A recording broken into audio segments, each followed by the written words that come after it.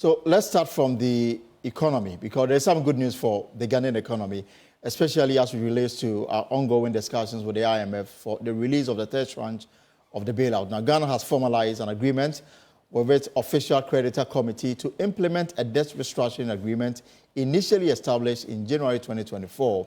This move is a step towards the release of the additional funding from the International Monetary Fund. The committee, co-chaired by China and France, have agreed on a debt treatment of some $5.4 billion. However, each member of the committee is yet to sign the memorandum of understanding by their respective countries and regarding their procedure. There is more in this report. The development should mean that the bilateral creditors, through the official creditor committee, have agreed on the broad terms on how the debts that Ghana owes them should be restructured. This was after all the two parties finally agreed on the terms through the memorandum of understanding. The development may also pave the way for a formal agreement to be signed in Paris, France next week. Joy Business is learning that the official creditor committee has already reached out to the International Monetary Fund about this development. It may now help the International Monetary Fund board to go ahead and set a meeting date on Ghana in terms of approving the second tranche of funds of $360 million for the country. The Ministry of Finance in the statement also noted that they expect this development to trigger the release of other donor funding for Ghana, as well as infrastructure projects that have stalled to resume soon.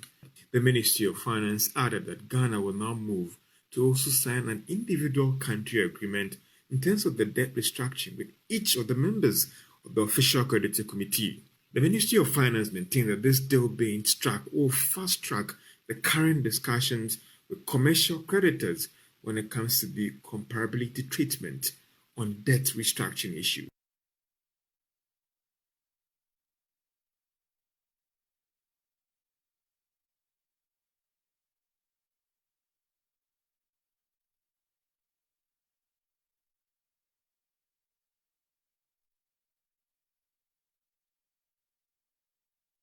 So shortly we'll hear from a development economist on the implications for the economy and how things are likely to look in the last few months of the election year. But my colleague Isaac Kofi joins me in studio with more on this development. So Kofi, take us through the details of this agreement. Well, Elton, first let's start with what this means to Ghana, the current agreement. What does it really mean? So we understand that the details of this agreement that we've reached with the bilateral creditors completely will be different from the current ongoing negotiations with the commercial creditors. So what we are picking is that if you look at the bilateral creditors, what we are going to enjoy is what we call the debt moratorium. So definitely it will be a holiday till somewhere May 2026 before we start paying our debt. So we are going to have a holiday for a period of time in terms of servicing our debt at the bilateral level before we start paying them in full. So this simply means that there will be no haircut at that level, or it simply means that we are not going to enjoy, forgiveness of debts or forgiveness of sins. Whatever you owe, you pay. You have to pay. So therefore, no debt cancellation of any form. Like we had under the HIPIC program, this is completely different. What we are also learning is that the current bilateral debt of $5.4 billion that is undergoing the restructuring will be repaid in two tranches. So the first tranche is 16 years, and then the next tranche will be 17 years. And we also are picking that debt that had their period as last year will be repaid in 2039 and 2040. And debt that have their repayment due this year will be paid in 2040 and 2041. So these are some of the details that we are learning, or we are picking from the current MOU that has been signed with government of Ghana. So clearly this represents an agreement between Ghana and the OCCs. Yes, so these are the official creditors. So definitely Ghana, we need this. We need this sort of financing assurance for us to be able to get the next tranche, the third tranche, which is $360 million from the IMF. But just like George said in his report, it's not going to just be the $360 million, but we are going to get other funding. this is going to unlock other funding. At the moment, the country is dollar hungry, and every dollar counts because, I mean, we've seen what is happening to the CD. We need some fresh injection. Bank of Ghana cannot come in like the way they used to, some 2 or 3 years ago, or just maybe last year because of the restrictions being placed on them by the IMF. So through some of these injections, we can meet some of our dollar or import bill, which now annually is around $14 billion. So, I mean, for the finance ministry and its negotiation with the IMF, this will come as a good news. Yes. But this also means that we have simply postponed the payment of our debt. Yes. I mean, it's like you have, headache, or you have a chronic disease and you are taking painkillers. So it's to give you relief for a period of time, but the pain will surely come back again. So what governments of Ghana must do right now is to prepare itself to go for, a more sustainable treatment when this pain relief or the painkiller that has been given to us, expires by 2026 and we start paying again. What are some of the sustainable measures that we are looking at? But this will also serve as a template for the commercial creditors, which we are talking about, the Eurobond. Yeah, I was coming to that, whether this is going to have any impact on our Eurobond obligations. Yes, definitely. And George mentioned comparability of treatment. This is the reason why the bilateral creditors must come first, because whatever they agree or the terms they agree will serve as a template for or at the commercial level. So the Eurobond creditors are looking at this and are also picking cues from this. That, I mean, government of Ghana came to them somewhere last year requesting for 40% haircut. It simply means that whatever they owe, they should be ready to cut away 40% of that. Right. And instead of the original interest payment, which was between 8 and 9%, or somewhere around even 10%, they want that interest payment or the coupon rate to be reduced to 5%. Now they will be looking at this freedom or fiscal space that has been given to government, and they will also come out with their own terms and say, look, you presented 40, maybe we can give you 30 or maybe 25. Right. Or you presented 5. We think that you should up it to, let's say, 8, 6, or maybe 7%. So it depends on government on how to sweeten its deal with the Eurobond creditors. And how much money is involved with the Eurobond creditors? I mean, this is the biggest component of the external debt of 30 billion. The amount earmarked for restructuring at the Eurobond level is around 13 billion. 13 billion. So if you compare it to the $5.4 billion that we from the OCC, the Official Creditor Committee, this is relatively bigger. And it comes with a lot of complexities. It's more complex dealing with the commercial debt than the Eurobond people. Level. So with the Eurobond, do we need an agreement? Would that be a condition for further deals with the IMF? Well, at the moment, IMF is aware that dealing with the Eurobond creditors won't be easy. We have templates across Africa to learn from. There's Zambia. So sort of the only thing that has become like a condition for the release is the bilateral. Okay. So long as you're able to get some sort of relief from the bilateral and you still go ahead to talk to the Eurobond creditors, the IMF feel that that's enough. But going for us to achieve that debt stability of somewhere around 50 or 60%, we really have to go ahead and restructure the Eurobond, because when it is time for us to repay the moratorium or the debt at the bilateral level, and we still have huge debt to settle at the Eurobond side, it was really going to affect us, and we may need another IMF program again. So therefore, what is next for the country now that the MOU appears to have been agreed between the two parties? Yes. So the MOU has been agreed at the group level. So the Official Creditor Committee, like the group level. But the reason why we call it bilateral, it means it's country to country. But it's just that these countries have decided to come together to form a committee to get a certain negotiation power.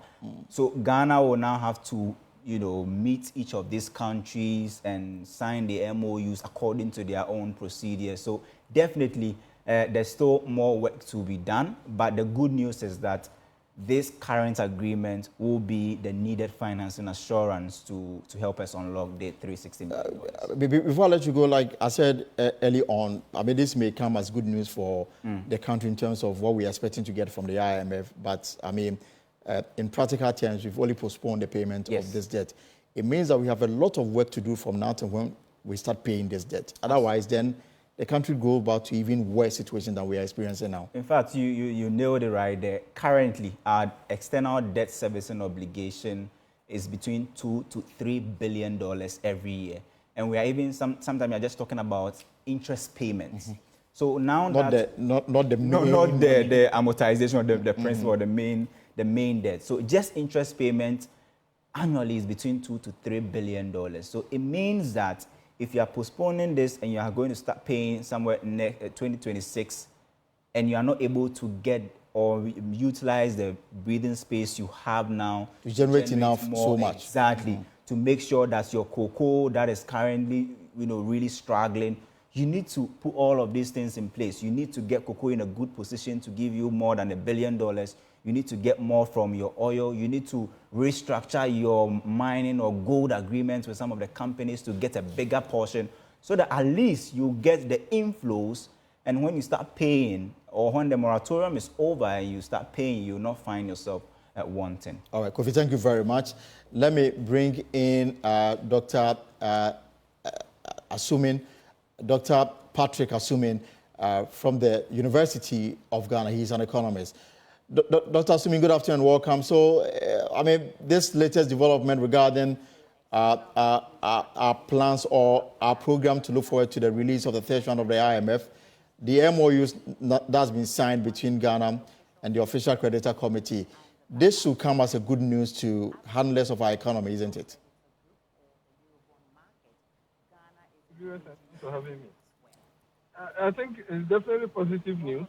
It moves us closer to what we needed. I think that was the last remaining requirement before the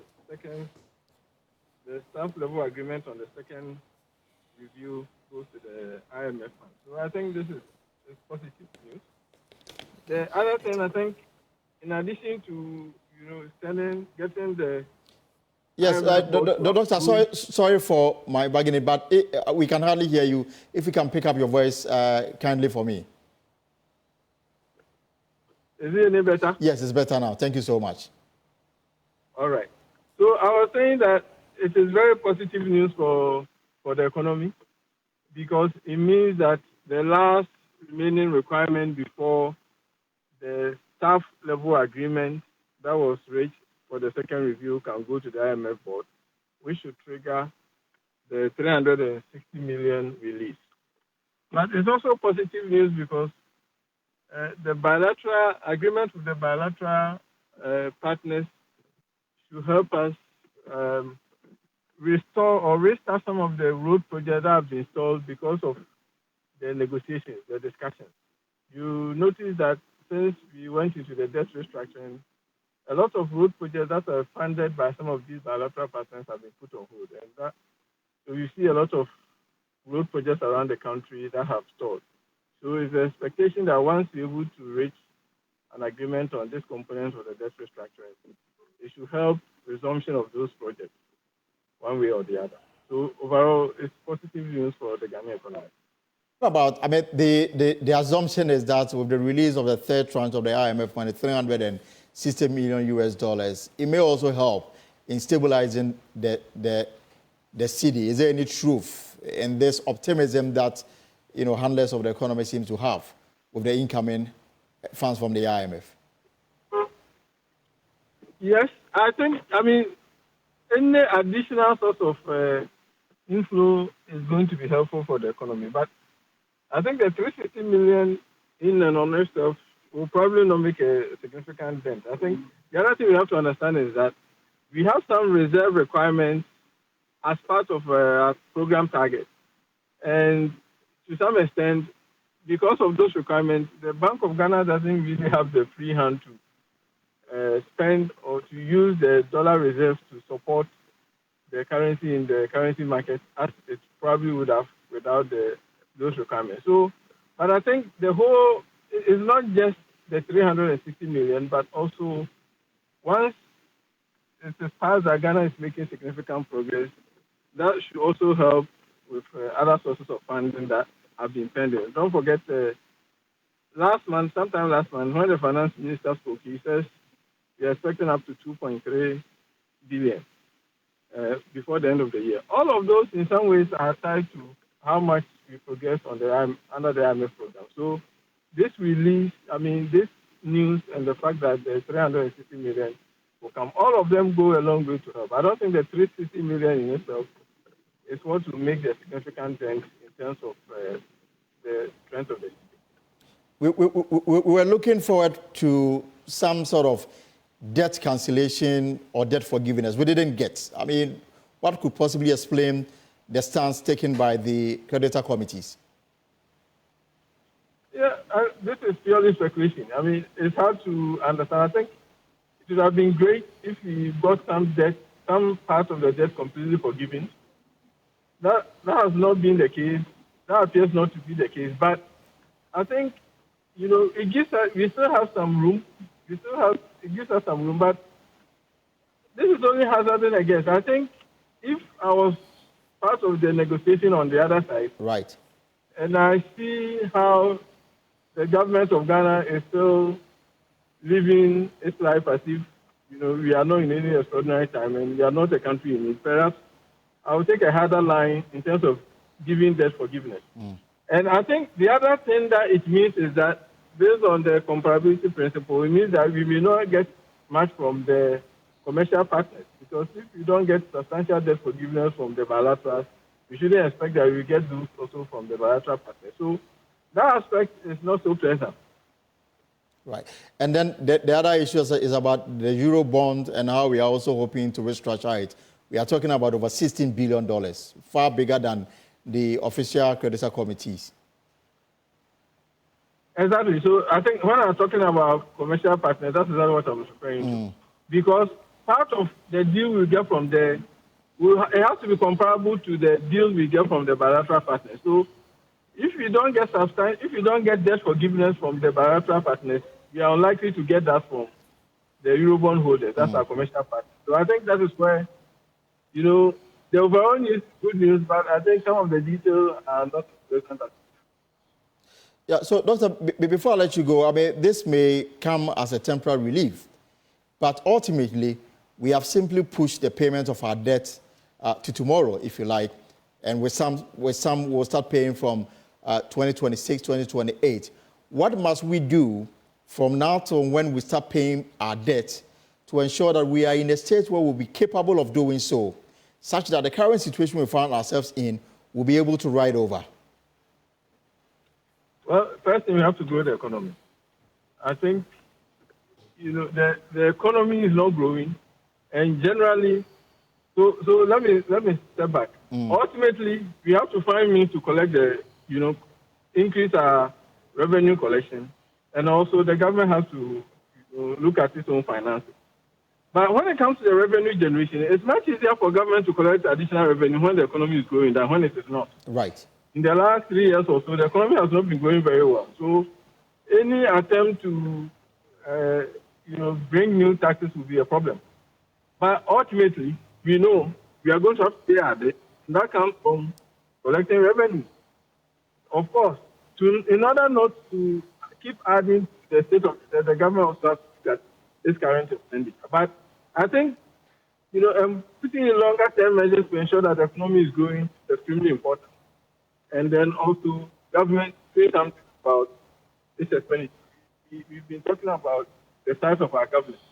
And, all the effects that we give our government. U.S., while the economy goes into the kind of difficulties we are in, those are the times for us to cut those specs. It appears that none of that has happened. So I think making sure that we streamline our government expenditures and then also ensuring that the economy is growing, those will be two critical measures that will help us. That will make it easier on us to pay those debts when they call you. And your comments doesn't give me so much comfort, especially when we look at the current state of affairs. Does it in any way suggest that perhaps we may be back in the same situation in the next few years if we don't put our house in order? Absolutely. The research shows us that when countries default, they are more likely to default again. When countries go through debt restructuring, it increases the likelihood that they will do another debt restructuring. And I think unless we take drastic measures and, apart from the IMF program, and even with the IMF program, I don't see too much the kind of drastic measures we need being taken. So, yes, but you cannot underestimate how much this relief gives us, because these are ones that have fallen due. Right. Even though it seems like you've kicked the can down the line further up, you cannot underestimate the additional time you need to make adjustments to grow your economy and to raise new funds. So it does something for us, even though some form of debt forgiveness would have been much better for us. But it wasn't to be. So we shouldn't get into the mode that, it is far down the line, so we are going to get back to life as usual. If you do, that time will arise and will not be in a position to repay the debt. And of course, and that brings me to my next and final question about the fact that we are almost about entering into the electioneering campaign where promises will be made. Already, assurance has been given that all sort projects will restart. Contractors will go back to site because we have some window of opportunity. Even though the finance minister has given indication that he will stay within budgetary limits, those remains worse. In terms of actualizing those words, we are yet to see. We have so much examples to give, especially when we are in an election year. The precarious situation of our economy makes it very important to stay within limits. But do you trust the politician to do so? Not at all. I don't. You see, so as a research scientist, I know the government has made promises, and the powers that be have made all the promises. But, as a researcher, I cannot throw away so many years of evidence in favor of the promise of a politician, especially when the incentive to overspend during election period is so great. Right. So, in some sense, there could be a possibility that we can spend without and still be within target. Don't forget that the domestic debt exchange itself has brought us some savings. And even this debt restructuring that we are doing, even though we haven't gotten so much debt forgiveness, it will also bring us some savings. In the 2024 budget, I'm not so sure that the finance minister accounted for those amounts. So in principle, those savings we made from those debt forgiveness are there. And the government could end up spending those, and those will end up being our extra government expenditures. But what we need is to use those savings wisely. All right. Thank you so much, Dr. Patrick Asumin, for sharing your thoughts on this very important matter. Well, the finance minister is expected to be in Paris, France, this month to finalize this deal, and then they will take it to the IMF to tell them that this is what we have. You asked us to go and then get this deal. We've gotten it done.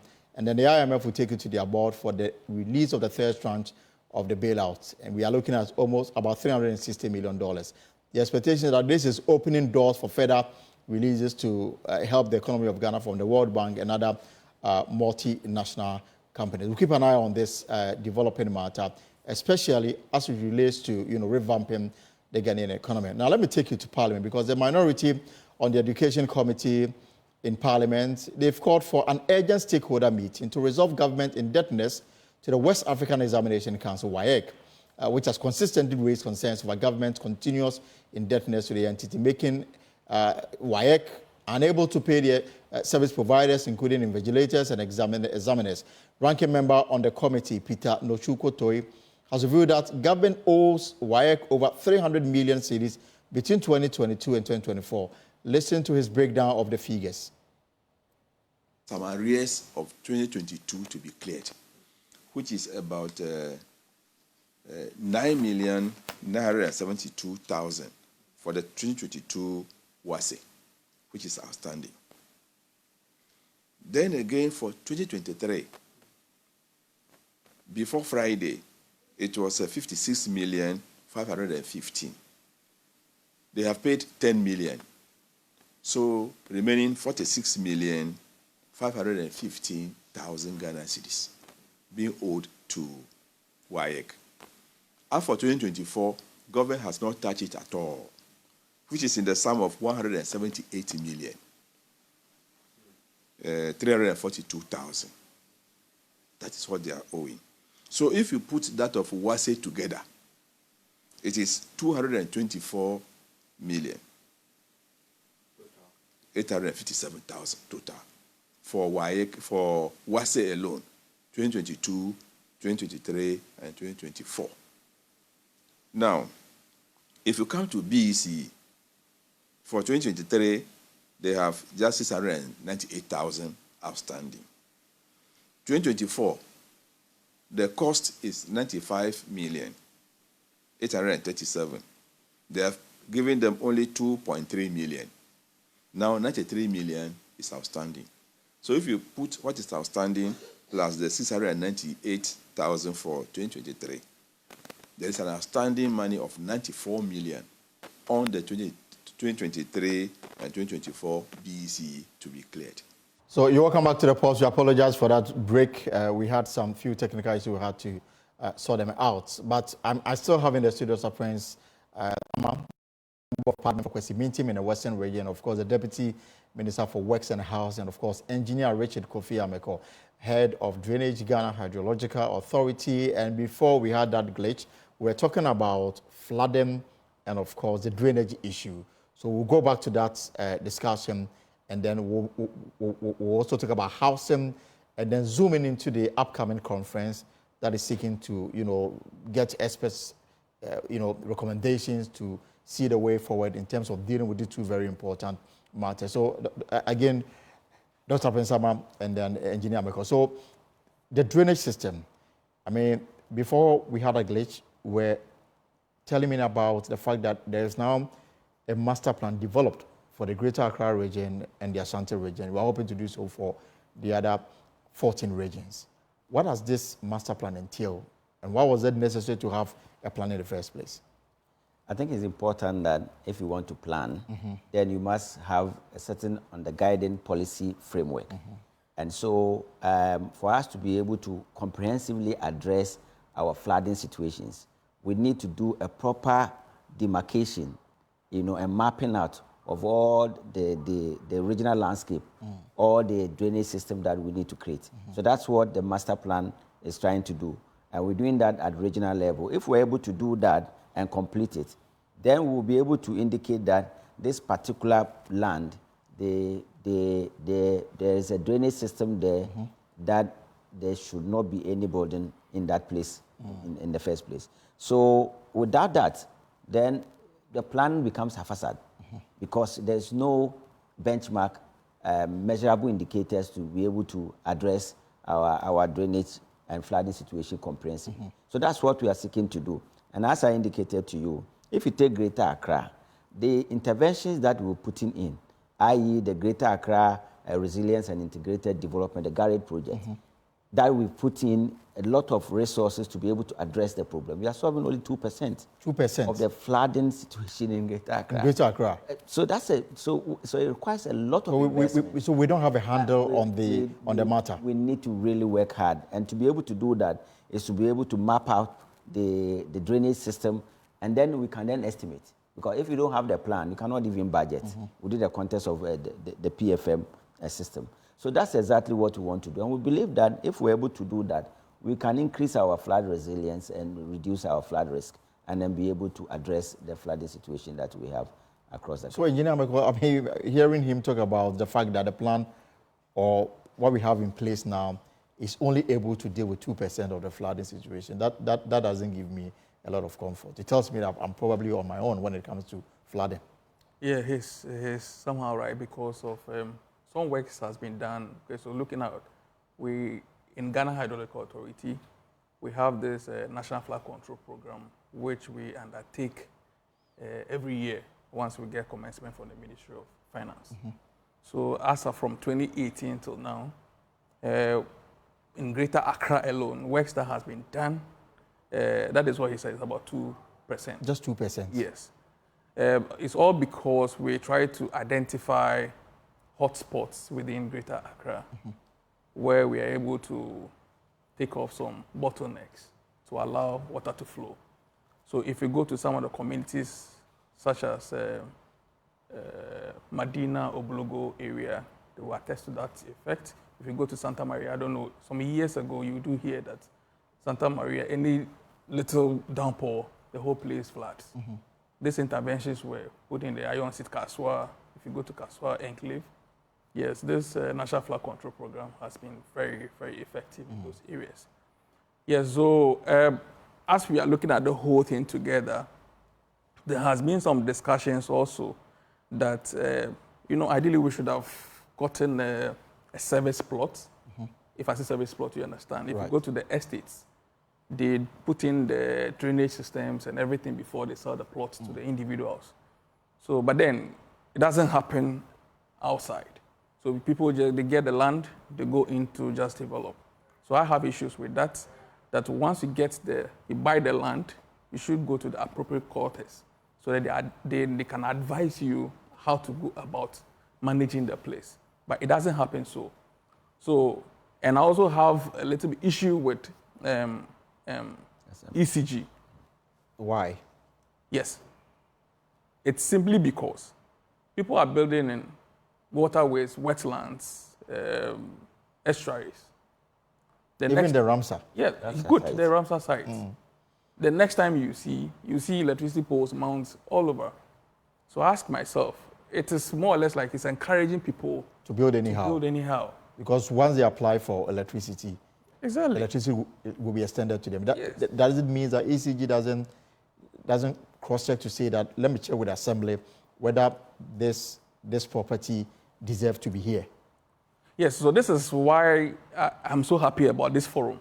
So they are also part of the experts, the stakeholders we are bringing on board. So then we'll try to address all these issues. Yes, so the other fear also is that if they get the electricity, light and everything, and it rains heavily, and then people are not able to come out from their homes, then they are at risk. They can be electrocuted. Right.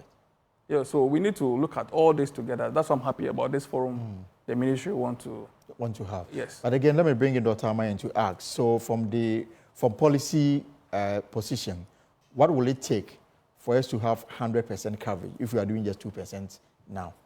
It requires a lot of investment. A lot of investment, which we cannot. I don't think that government alone will be able to do that. That's why there are several financing models to this type of enterprise.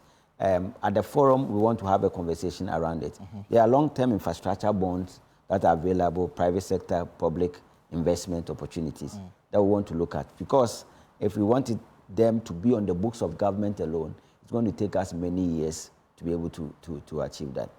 Recently, the Garrick project, Parliament approved another tranche. What exactly is it going into? So the additional 150 million will go into a part of it as rescoping of the project, compensation, which was not originally part. So we have Kaneshi, Accra Academy area coming. They were not originally part. We've done a rescoping and going to add them into it, and then also ensure that the people who live along that stretch who will be affected are appropriately compensated. And I'm interested in the kind of collaboration, if you like, or the kind of relationship that exists between the ministry, even though you may not have direct control over the assemblies because they don't fall under the Ministry of Works and Housing. When we are talking about indiscriminate building that, eventually will be responsible for some of the flooding situations that we see. I remember some time back when we had this issue of flooding that led to the death of some people. President Akufo-Addo said that he was going to personally hold the chief executive responsible if the flooding should take place in their district. So I'm wondering, how are you able to get them to, for example, now that you have a master plan, how do they go by the details of this plan? I think that what's important is to build relationship and synergies. I mean, the idea of ministries working in silos is actually a problem that we're facing. We need to be able to identify the interconnectedness of the mandates of each of the ministries. As a ministry, as an infrastructure ministry, we're working with local government, water resources. Even the Ministry of Energy comes in with the electricity thing that he's talking about. So we have already started a lot of collaborative work. If you take the Garrett project, the Ministry of Local Government is in there.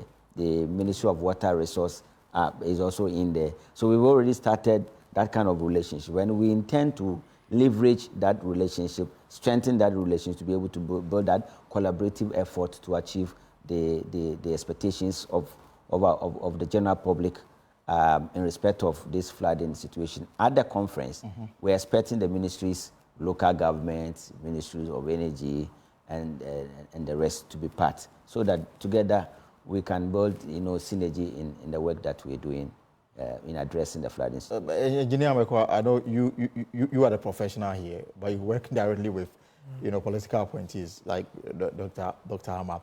And I know that sometimes you may have your professional view on the matters that come before you, but the politician is also motivated by other things. I'm wondering sometimes how easy or difficult is it to get them to strictly go by the plan and stay within the plan that ultimately helps. But before he comes in, just to make the point that he is an implementer. It's the politicians and the political leadership that actually evolve the policy. Yeah, but sometimes they are the ones who put together and then submit it to exactly, you. And then you agree to it before the implementation starts. By evolving the policy, we work with the policy experts to be able to develop it in a manner that when it's ready for implementation, because they are already involved in the development, then they have the buy-in and they get it. But we listen to them a lot as experts. I think for some time now, we've not had any difficulties with the politicians in terms of our engineering aspect. I mean, they always buy into whatever we put before them. The only thing is you need to explain and let them understand what you want to do. Yeah. All right. Now, let's talk about housing. 1.8 million housing deficits, 1.8 million. I mean, how are we, or what are we doing to bridge it, to sort of bring it down? I know government is not into the business of providing housing, even though the city housing corporation, they've been very active in recent times, and the houses that they are selling sometimes, as compared to what the private developers are doing, is quite affordable, if you like. But what is the long-term plan? Is government really going to be involved in this all through? Yes, I think that, there's a school of thought that housing should be the private engineering of the private person in accommodating himself. There's another school of thought that says that government must have intervention or must intervene in provision of housing. And I belong to the second school of thought, that the basic need of man, clothes, shelter, and food. All right? And so housing is a basic need. Housing is providing housing, affordable housing to the public, is protecting the dignity of man. Because what is more dignifying than having a place to lay your head? Right. If you look at our Constitution, Article 15 of our Constitution says that the dignity of all persons shall not be violated. So the government believes that housing is a mandate, a constitutional obligation, a moral obligation to try and address that. And that's why we have a lot of projects ongoing. I think that if you look at the data available, to be able to bridge the gap, we need that big time investment in housing, in building, constructing more houses. We need about 200,000 unit houses a year. Every year? Every year, to be able to close the gap. 200,000 every year. Every year. And if we are consistent, we're able to close this gap in a matter of what, few years? But once you do that, urbanization, we have 3.3% urbanization rate. And so it will still, now currently, the urban population is about 58%. It will still grow. When it grows, it imposes an undue pressure on the infrastructure available in those areas. But what's key is if we massify the production of housing in that large quantity, we'll be able to plug the gap. But to be able to do that, government alone cannot do it. We need big investment. We need different models of financing, not only producing the house, but also procuring the house. The financing models to do that. The data suggests that 5% can own, only 5% of Ghanaians own a house. 65% of Ghanaians can own a house, but they don't. As for 35%, no matter what, they will not be able to own a home of their own. House. Our concentration is on the 65%. And what we are looking at is to get big investors, get investment, private sector investment in producing houses in very large quantity, 200,000, 300,000 a year. That's how we can be able to address the housing deficit. And that is the focus of the ministry. As I speak to you now, my minister is running around, trying to look for investors to come and support us in that regard. And the cost element to this, even if you bring in a private investor, I mean, land is so expensive, especially in the capital, Accra. So when land is not even available, and when you have it, I mean, the price they are putting on it is way beyond the reach of a lot of people. So the asset developer look at it, and everything falls into the final product and how much they want to price it. So even as you want to bring in a private developer to help to deal to resolve this housing deficit, the question is, even when it is done and ready, how many people can it be now? So the issue is about development planning. So it's not everything that has to be in Accra. If we're able to have lands at places a bit away from Accra, and there's a good transport system, and that's why we have all these collaborative arrangements. A lot of the work, Ministry of Transport, we have a collaboration with them. If we have a good transport system, somebody can leave at Dodowa and come to work at Accra. So these are, you see, we can only resolve this problem by integrated development perspective. If we look at it from housing alone, without recourse to transport, without recourse to local government, without recourse to energy, then it will not work. But even for that's government, what we are trying but even for government approach, even if I want to take you back to the era of President John Kufuor, all the way up until now, the concentration has always been Greater Accra, Ashanti region, sometimes the Eastern region, to the neglect of the other region, where even the land may be even cheaper. Exactly. So what the ministry has done is to do what we call the rural housing or district housing project. So we are going to construct at the pilot stage 2 district houses using affordable, what we call local materials that brings the cost of housing to at least 40% of the traditional materials, the cost of producing the same house using traditional cement and blocks materials.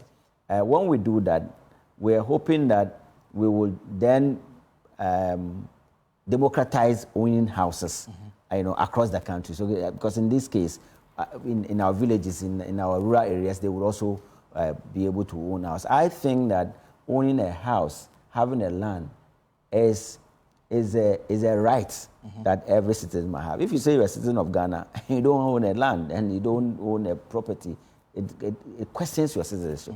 As far as I am concerned, and I believe that that's the thinking of the work that we're doing at the ministry, to ensure that as much as possible, those who can afford to own a house, they can own a house. Affordability is contextual. So depending on the income of the person, then we can then define the affordability. But generally, the understanding is that between 20 to 40% of your income, if you are able to afford a decent house with that income, you should be able to, then that can be classified as affordability. But to be able to do that, we need a proper mortgage system to do that. Right. But that's why I talk about financing. So if you have a mortgage system such that the mortgage rate is so high, who's going to do that? The mortgage rate is high because the risk associated in procuring or giving out mortgage is high. Obviously. Exactly. Now, when we build an integrated system, we have a national identification authority, we have a national ID system. When we introduce an individualized credit referencing system, then we are going to reduce the risk. And when you reduce the risk, the mortgage premium or rate also goes down. So the whole solution is an integrated system again. Pieces from everywhere coming together to be able to address the problem. And we don't think that housing alone can do it. We'll do our bit. But the government is taking steps. As I said, the NIA is rolling out IDs. Now, when you go to bank, you are using your ID, the National Identification Authority. Next year, the government intends to do the individual referencing so that when you go to bank and you show your ID card, they just do the background check for you. And quickly, once you are able to properly identify it, then your risk level goes down, and then obviously to affect the mortgage that you are able to get. And government is also supporting with the home ownership fund to be able to support individuals who want to own a house through a mortgage system. So these are the kind of conversation you want to have at the event. But see how the banks can support us in that. But I'm wondering what role the Ghana Hydro play, especially in housing. Okay, so we will have to look at the whole scheme to see where appropriate we would have to put in the drainage systems to convey flow easily from the land area into an outfall. So we take the whole map, or we take the land documents, and we do some topographical surveys to identify where to position our storm drains. It looks like when it comes to the drainage system and how proper you want it done, you don't have issues with a well-planned estate development. I think the individuals are the ones that create a lot of challenges, isn't it? Yeah. Yeah, you're right. It is because I don't know why it is so. They buy the land. Because if you buy the land, even the plan, you have to submit to the assembly for them to for approval. Do the due diligence Exactly. Before. But once they get the land, quickly they go into and start developing. So the issue here is that the individuals goes in to develop faster.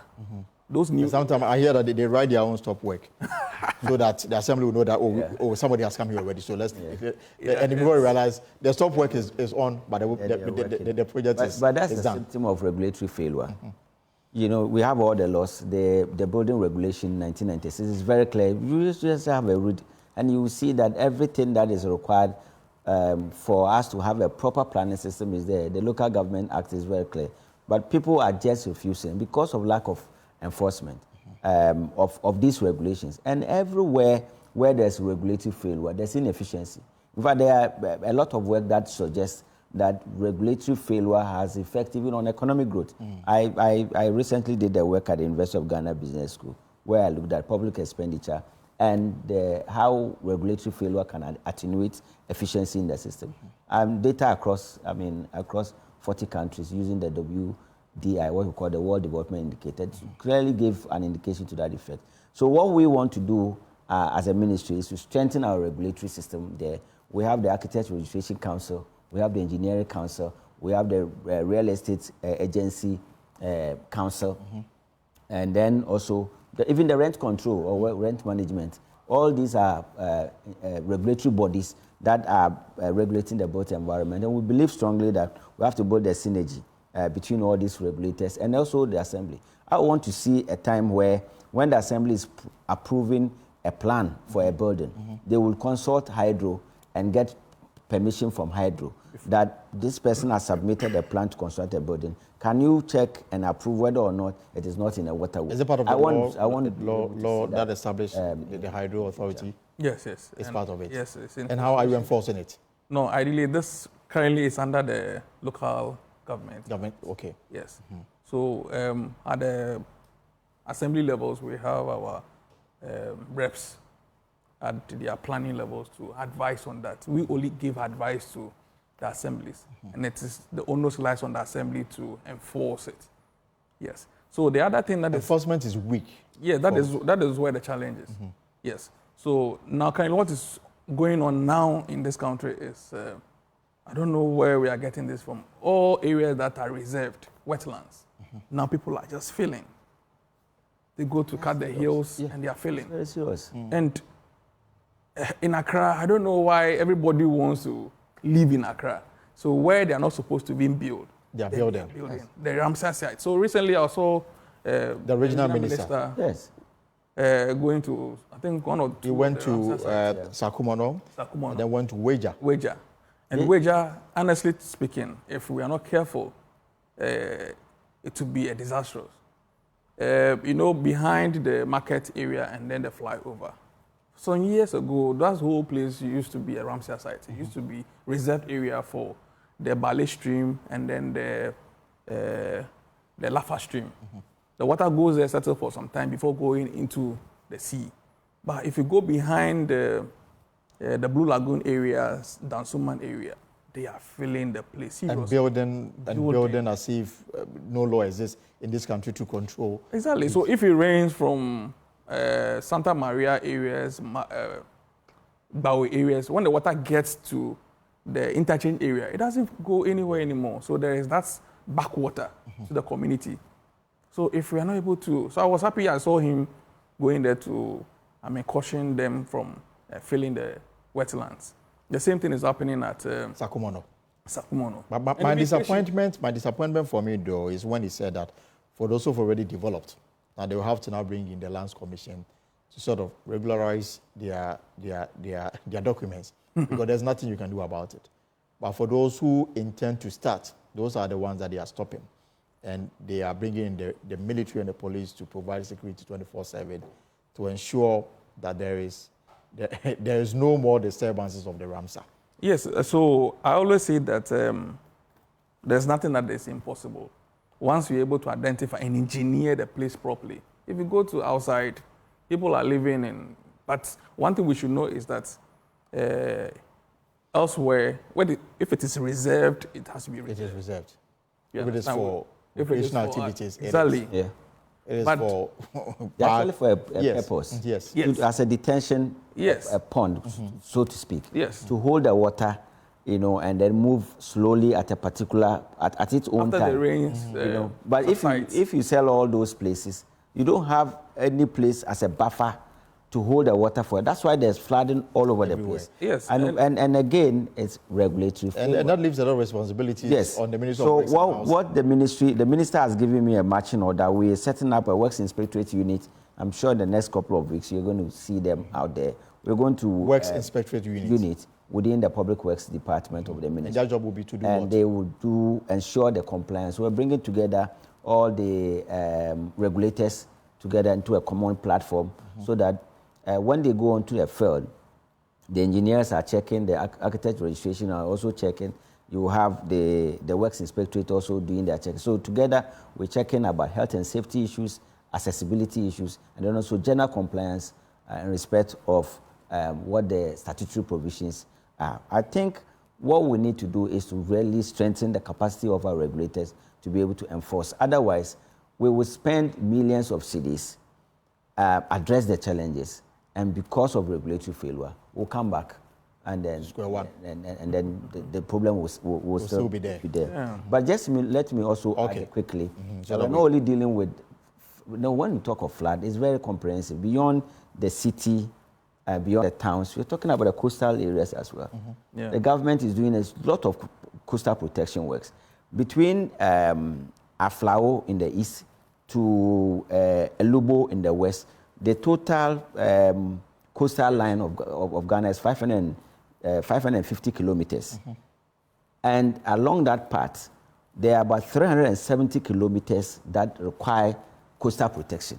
Otherwise, the sea level rise would wash away cities and our roads, the community roads. So we're talking about sea defense wall? Sea defense. So we've done about 80 kilometers so far. We left 270 to do. And we need a lot of money investment is required to go into Yesterday we went round and saw from Ningo, Pram. Ningo, we've done about 95%, almost done. Went to Dansuman, almost 95% also done. But again, where we went to, which is the Glefe Lagoon side, moving towards that place, we can move from that side and go to Bebese also, Bebese to Toko. Yeah. If you move, you will notice that the houses there, the sea is just close to the house, the houses and even the road. If we are not able to do something immediately, it will be washed away. And so the government is taking steps. So the plan is to do sea defense wall on the entire coastal area, property, over 500 kilometers. We have to do no less than 300. Out of the 550 kilometers, only 370 kilometers require sea defense coastal wall. Protection. We've done 80 kilometers of it, and we're looking at expanding that. But again, the armor rocks, the revetments, and the groins that are done, they are very expensive, and we require, again, huge capital to be able to do that. We need investors. All right. We need private sector. So in wrapping up the conversation, I'm looking at the objectives of this upcoming conference. Foster collaboration, identify challenges, develop solutions, share best practices, promote sustainable development. These are very, pointed, objectives that you've set for yourself. And you are hoping that between July 2nd and July 4, we'll be able to come up with workable solutions to move the nation forward. Exactly. So what we tend to do is that day one will be on flooding or on hydrology.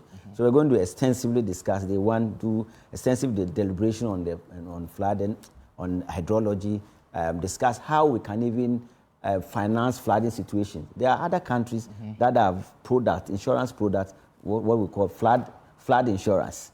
Okay, so that if we're able to insure some of our public places, we will be able to mitigate our risk, when there's flooding. So we're going to discuss all these models and then see what better solutions would inure to the benefit of the good people of Ghana and the government in particular.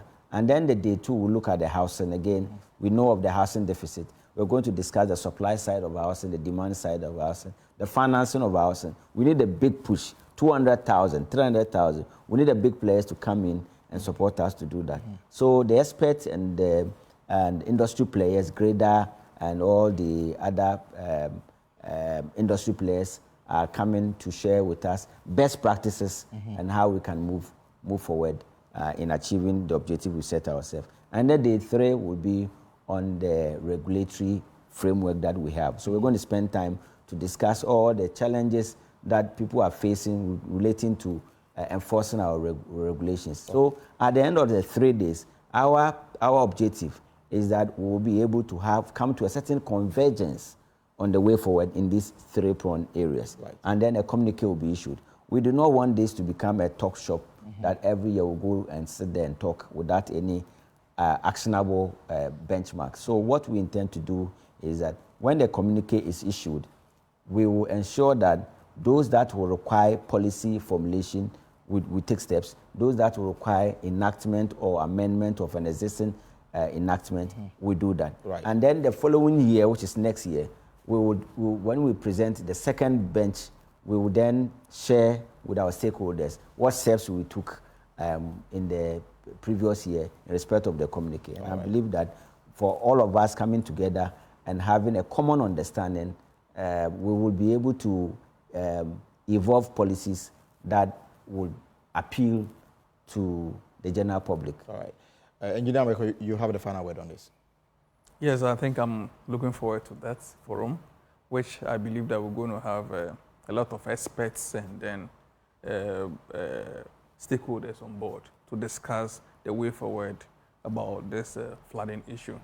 Yeah, and I'm sure the first day also there'll be some presentation from our CEO, Dr. John Kisi, and then follow up with a professor from the Kenya University, Kwame Nkrumah University, to do a presentation also. All right. Yeah. Okay. So we hope to see. Of course. We want to see the media. This is a very important. Not just coming to cover, but we want to see our media partners also participate. Because you know a lot that we don't even know. You're always on the ground. Your ears are on the ground. So we want you to come and participate in the deliberations and help us in obtaining insightful recommendations for our policy formulations. All right. That's it. So that's Dr. Ama, Deputy Works and Housing Minister, Member of Parliament for Kwesi team in the Western Region, of course, Mr. Kofi Ameko.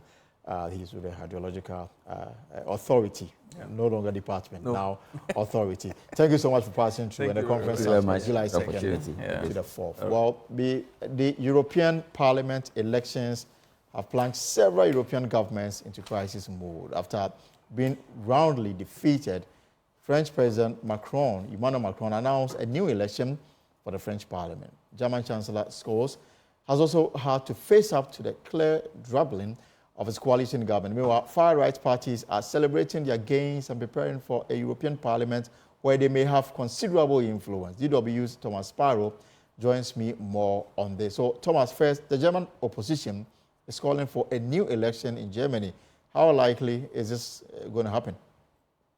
Basically, the German opposition and opposition parties have stressed that the election results here in Germany are a clear criticism towards not only the coalition government, but also the Chancellor himself, and that as such, he should follow what President Emmanuel Macron did in France and call for new elections here in Germany.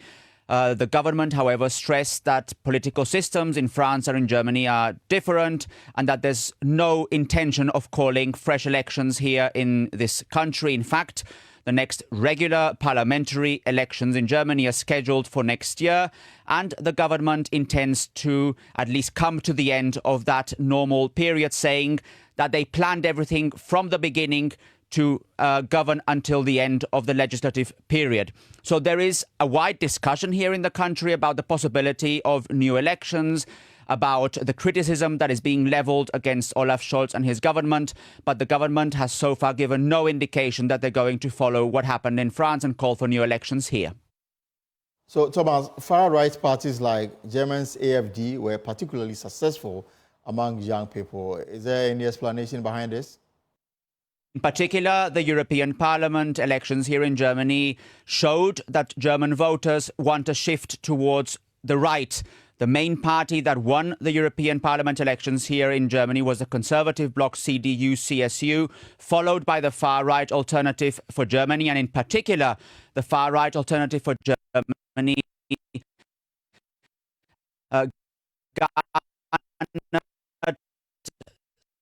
support from younger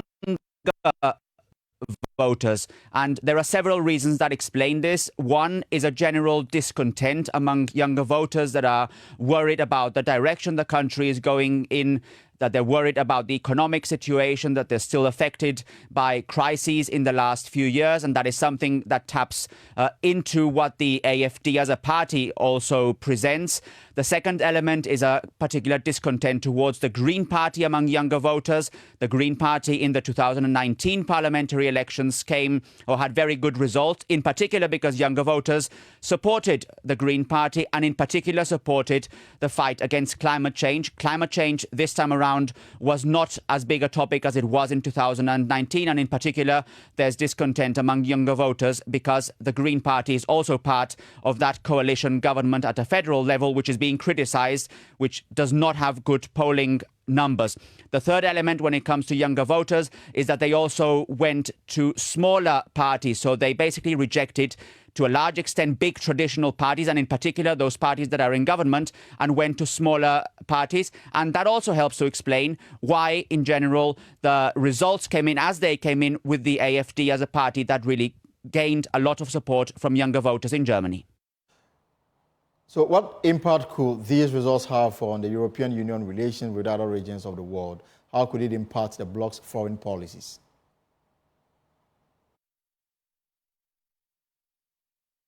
It certainly will impact the bloc's foreign policy because the European Parliament plays a very significant role when it comes to passing laws and decisions that are ultimately not only important for European citizens, but also are important as to how the bloc performs internationally. So if you have laws on climate change, laws on migration, laws on security, that will ultimately impact how European Union officials perform outside of the bloc. If you take migration, for example, only the European Parliament a few weeks ago voted on new laws on migration, and that is something, that debate on migration is something that will certainly continue, especially if far-right parties do have much more support and much more influence at a European level. Take, for example, also the support from the European Union towards Ukraine.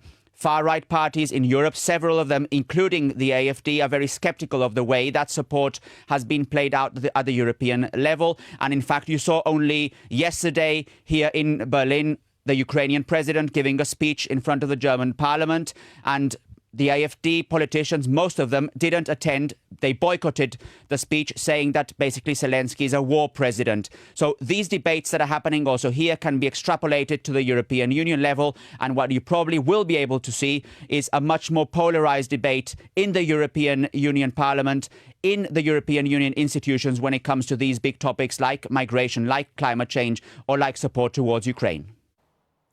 Thomas Parro, thank you very much for your time. Well, that's our show for today. For more stories, log on to our website, myjoyonline.com, and we have very interesting stories there for you. Admit your shortfalls and offer pragmatic solutions. This is the Asantehene to Dr. Mamadou Bawumia, the Vice President of Ghana. Some Russians are smuggling our cocoa We've lost $500 million in 2024 quarter one alone.